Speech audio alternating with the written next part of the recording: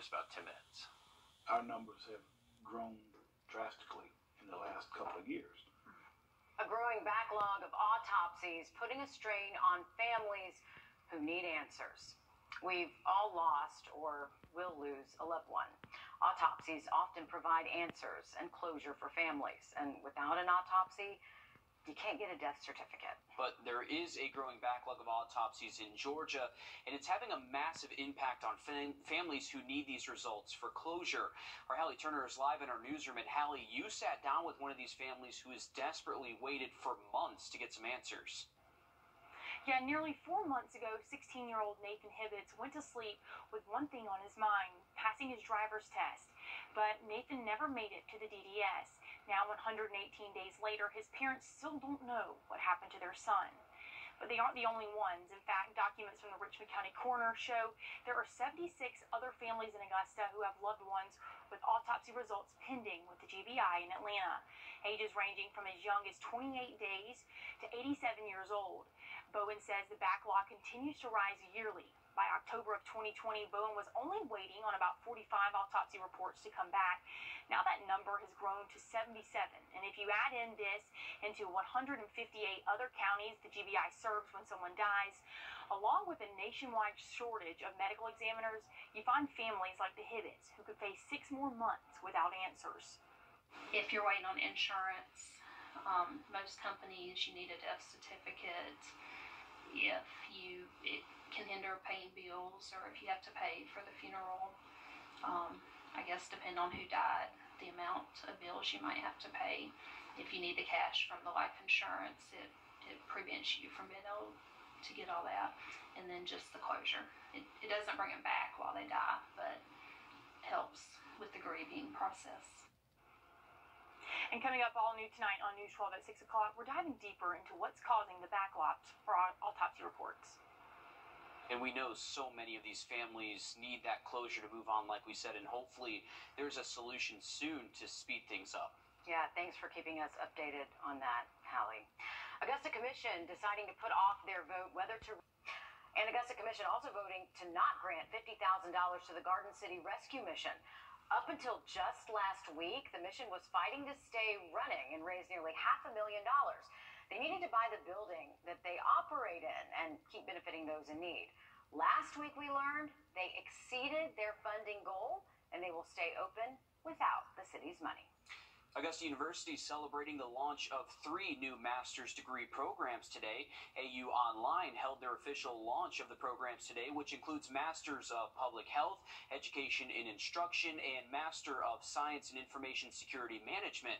The goal to make master's programs available for more students. We are targeting those that can't come to a campus. It's not possible. They've got lives, they've got families, they've got jobs. There's no way for them to get to a physical campus, but they want to advance their career, maybe change their career. And these are professionals. Our focus is on the graduate education. So these individuals have a bachelor's degree and they're seeking to advance their career. And these courses will be available starting next fall. Today is National Voter Registration Day, and a Georgia voter organization spent time today to help make sure people sign up in preparation of November's election. A team from the New Georgia Project helped register students at the Richmond County Technical Magnet School, and others canvass the city. The goal? To make sure everyone has a say in who takes power. To vote what matters to them the most. And regardless who county, whether red, blue, yellow, brown, whatever, doesn't matter with us. We want to make sure people vote their voice and vote their power and vote their concern. The New Georgia Project says this year alone, they've helped more than 40,000 Georgians register to vote. Georgia Governor Brian Kemp recently announcing a partnership between one of the world's top automakers and one of Georgia's top research universities. Our State House reporter Abby Kasouris tells us this means some Georgia students and researchers will be helping to shape the future of travel. Hyundai says Georgia is their second home, and they're planting roots here, investing more than $7 billion in the state and partnering with schools like Georgia Tech to fill open positions and do research to decide the future of the company. For Georgia Tech students like senior Arjun Sakal, the partnership between his school and Hyundai could mean a job. Georgia Tech has just been incredible with providing opportunities. This is the future location of Hyundai's Meta plant outside of Savannah. The facility will produce more than 300,000 electric cars every year.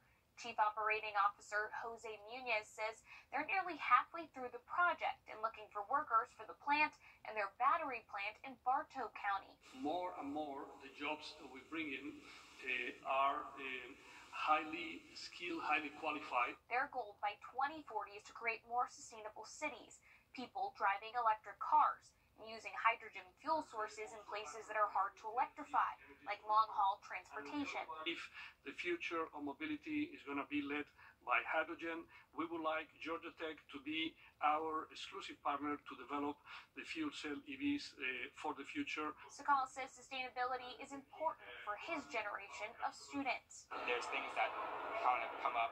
Sustainability is one of them. Sustainability in our world, in ensuring that there is a future for our kids, for our future generations of Georgia Tech students. Georgia Tech is one of several Georgia schools that have announced partnerships, including Savannah Technical College and Georgia Southern University. In Atlanta, I'm Abby Kasoris. Lawmakers are considering changes to how high school football teams battle it out on the field. How that could impact our local teams coming up. And it's going to be another relatively cool night down to the 50s away from the city. We'll see how long this nice weather sticks around. The full forecast next. Time and temp now.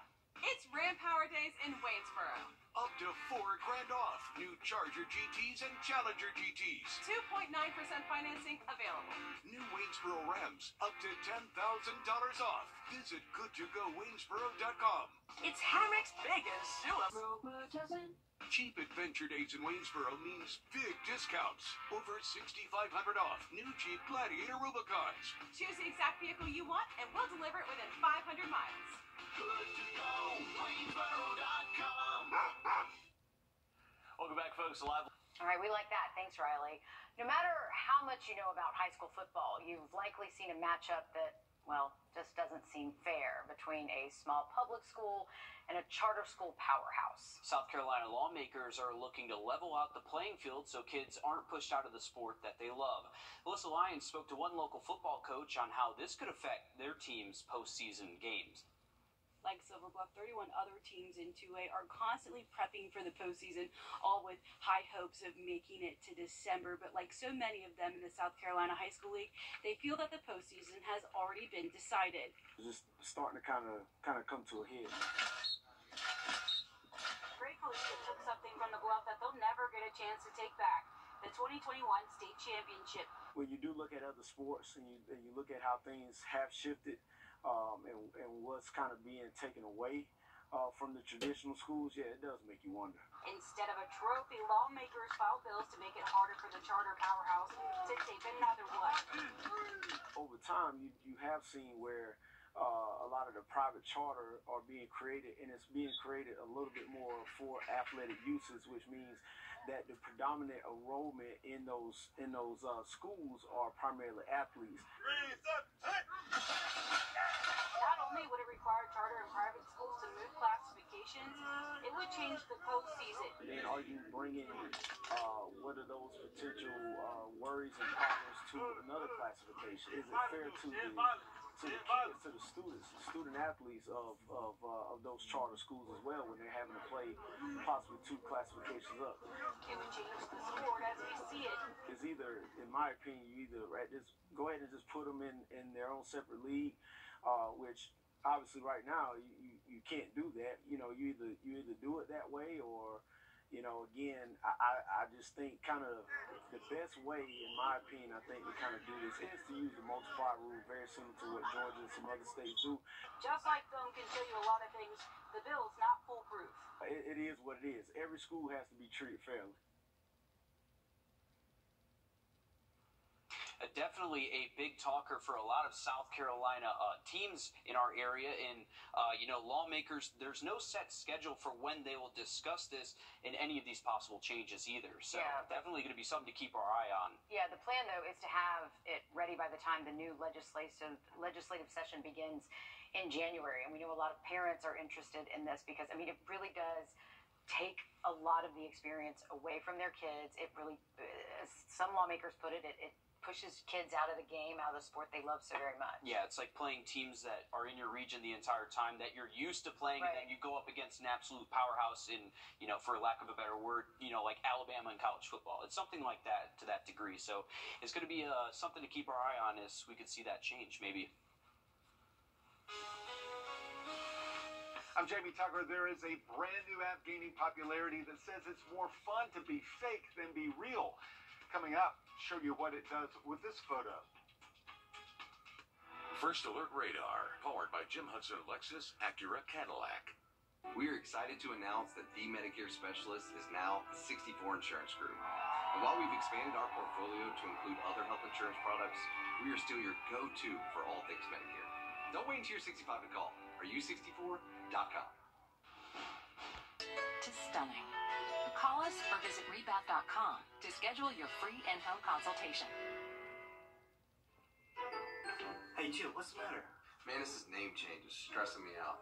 Everyone will know we still specialize in Medicare. Yeah, I know that, but what about this? Are-you64.com.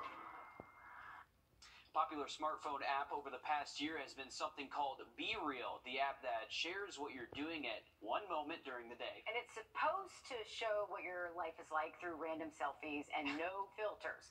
Well, now there's a similar app with a twist. Our Consumer Tech reporter Jamie Tucker shows us.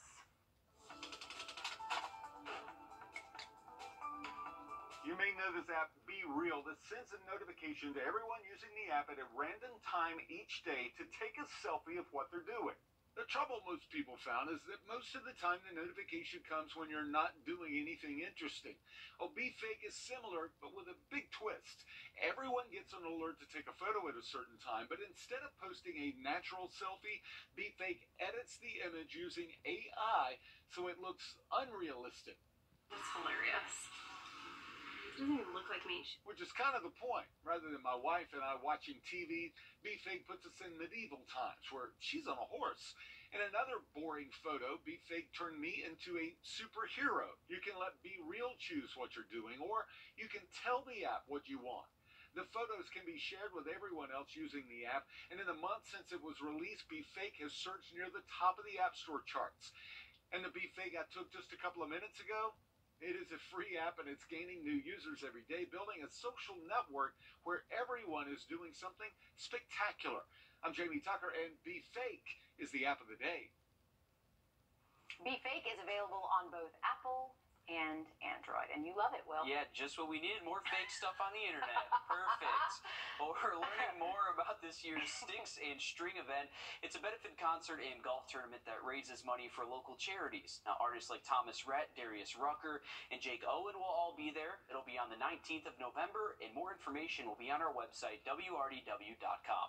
High school football season is heating up, and Week 5 certainly kept us on the edge of our seats. We're looking forward to it. News 12 Sports Director Dan Booth joins us live now to dive into some of the moments that are worth revisiting. Dan. Week 5 of the high school football season is in the books. So without any further ado, it's time for the Under the Lights Top 5 Plays of the Week. Coming in at number 5, Laney's taking on Thompson at the Brickyard. Javaris Harris hits DJ Daggett perfectly in stride, and he bursts up the sideline for the score. Laney showed some fight in this one, but Thompson went on to win their third in a row, 28-14. Number 4, Westside is hosting Josie. Janarion Kamga is a dangerous man with the football in his hands, and he shakes this defender out of his cleats with a stutter step, giving him the separation he needed to cruise in for the score. Westside improves to 2-2 with a big win, 49-6.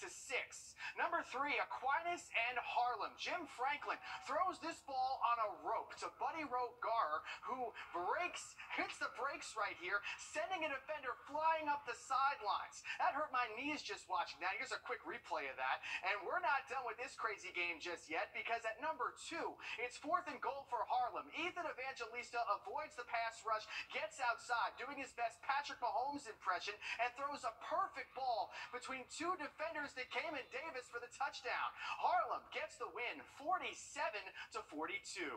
Coming in at number 1 for our Under the Lights Play of the Week, Strom Thurmond's hosting Evans. Quan Edmond throws a dime to Jay Sewell, who makes a ridiculous diving catch in the back of the end zone for the touchdown. That was an an incredible play. I was in the back of the end zone there for that. I was stunned when I was recording it. That is going to be, the Strom Thurmond just continues their early season surge with another important win at home, 33-7. Now, speaking of the Rebels, their showdown with North Augusta is one of the choices for the Under the Lights game of the week. You can cast your vote by scanning the code on your screen now or by logging on to our website. All right, thanks for that, Dan. Weather looks great heading into our Friday evening games later this week, and high temperatures through the rest of the work week will be below average for us. Now look at that full 7 day just after the break. Well, let me tell you what happened